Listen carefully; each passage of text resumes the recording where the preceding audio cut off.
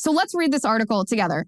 It's written by a man named Harry Kazanias, and he says, in the simulation that we mapped out, not only does NATO get sucked in unintentionally, but Russia releases nuclear weapons in its desperation. He said, how did we just kill 1 billion people?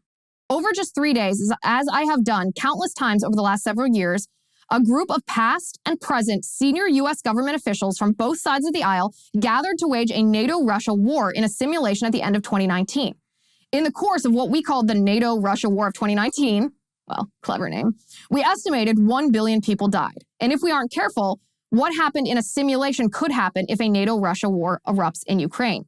In fact, he says, in the simulation I mentioned above from 2019, in which Russia invades Ukraine in a similar way as it did over the last week or so, not only does NATO get sucked in unintentionally, but Russia eventually releases nuclear weapons in its desperation. The result is an eventual escalation of bigger and more dangerous nuclear weapons, whereby over 1 billion lives are lost.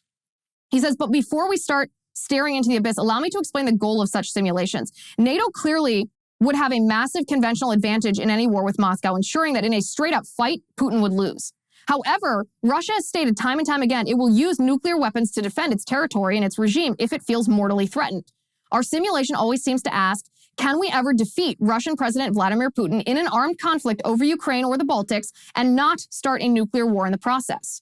So far, over the last several years, and with at least 100 different participants that all held different ideas about war and political allegiances, the answer is a flat-out no. So, again, the reason that I found this article so interesting, this has been in my head for the last 2 or 3 days, just thinking, pondering over and over, because it does change my view of what Zelensky is doing. Meaning, Zelensky is rallying the world, right? He is engaging in a propaganda war, which is propaganda. You know, the Snake Island story was propaganda. The Ukrainian beauty queen who was fighting, that was propaganda. That wasn't happening. The ghost of Kyiv, that wasn't happening. Now, I don't think propaganda in this sense is immoral in the context of a war. It's a war tactic. But what Zelensky is doing, understand the purpose of this propaganda. What Zelensky is doing is trying to rally the world to support him.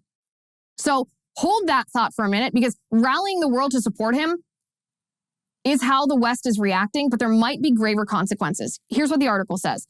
The scenario the group decided to test back in late 2019 was similar to today.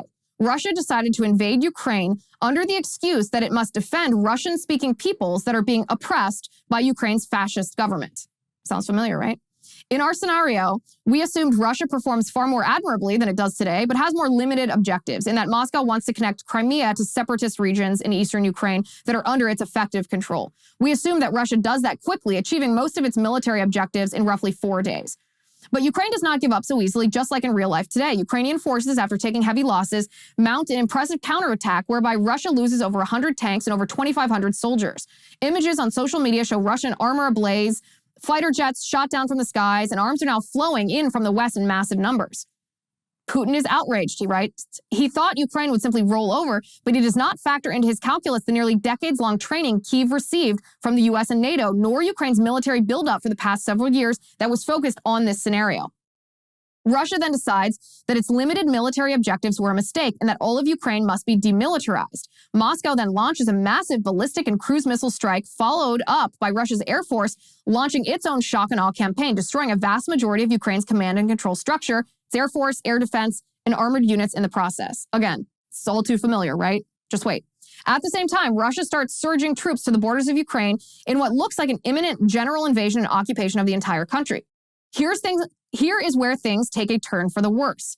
A Russian ballistic missile's guidance system fails and crash lands into NATO member Poland, killing 34 civilians as it tragically lands into a populated village along the Polish-Ukraine border. While the missile was not directed at Poland intentionally, pictures on social media show children crying for their mothers and bodies left unrecognizable, and demands for justice and revenge mount.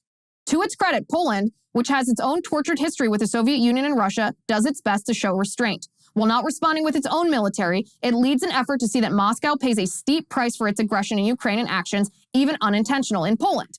Warsaw leads a diplomatic and economic boycott of Moscow, resulting in Russia being kicked out of SWIFT, again, sound familiar, as well as direct sanctions on Russian banks, similar to what we're seeing today.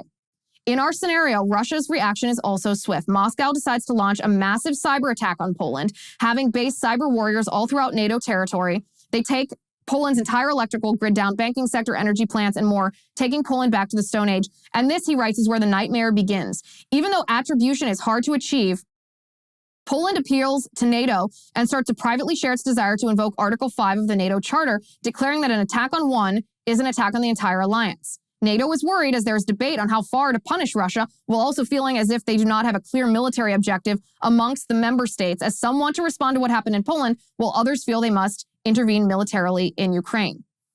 He writes, here's where NATO surprises everyone. The alliance decides to set up a limited no-fly zone around the Ukrainian city of Lviv to protect innocent civilians and refugees that are trapped and have nowhere to go. Russia is warned NATO's not intervening in the conflict, but will ensure that its planes and airspace are protected. NATO does make clear the jets in the sky will be in skies above Ukraine, but will not operate from Ukrainian territory. In Moscow, Putin now gets a sense that NATO is destined to intervene on Ukraine's side. Russia fears NATO will use this protected corridor as a base of operations. Before NATO can impose its no-fly zone, Putin orders strikes on any remaining airfields and military assets around Lviv. Here's where Putin miscalculates and sets the stage for a NATO-Russia war. He issues another cyber attack on military infrastructure. This is the last straw for NATO, which then decides direct intervention in Ukraine is necessary. This, of course, triggers Putin using nuclear weapons. So when I read this, I thought this paints Zelensky and Zelensky's actions in an entirely different light than I had seen them before. Now, I'm fundamentally skeptical of a president that's presiding over a country as corrupt as Ukraine to begin with. I was never one of those people that would turn immediately into a Zelensky fanboy. You can respect someone's actions in a certain situation without making them an idol or putting them on a pedestal. And that's how I viewed Zelensky. I thought, okay, he's being courageous. That's great. I respect that. But am I going to idolize him and make him into this figure that is revered? Not yet. Why? Because I'm skeptical. I'm a very skeptical person. But this article and these war games that have been run over 100 times in the last decade with this exact scenario of Russia wanting to take over Ukraine have resulted in the same thing. They've resulted in a nuclear war every time. And so it made me look at Zelensky agitating around the world and see that even the word change that I use, before I was saying, okay, Zelensky's trying to rally the world to support. Now I think he's agitating the world, or I think he could be agitating the world. Because what is he trying to do? He's trying through propaganda and his own personality and displays of courage, yes. He's trying to change public opinion about the idea of the U.S. or NATO being physically involved in the conflict in Ukraine. Previously, the American people were like, no. We do not want to get involved. We do not want to send U.S. troops. We do not want to fight Russia. We do not want war, another war. Absolutely not. But what Zelensky has done is he's rallied the world. He's rallied people. He's actually changed. He's been successful in changing public opinion about how much the U.S. and NATO should be involved in this conflict in Ukraine. And remember, when public opinion changes, that means when our minds are effectively changed, that impacts the decisions of our politicians. So there are politicians in our government right now who are advocating for this no-fly zone, who are advocating for NATO to be more involved than they are right now. And I thought, well, this is a dangerous line that we're playing with, because the more willing our politicians are to give more or to scooch closer to being directly involved with Ukraine, the closer we are also scooching to nuclear war or possible nuclear war with Russia.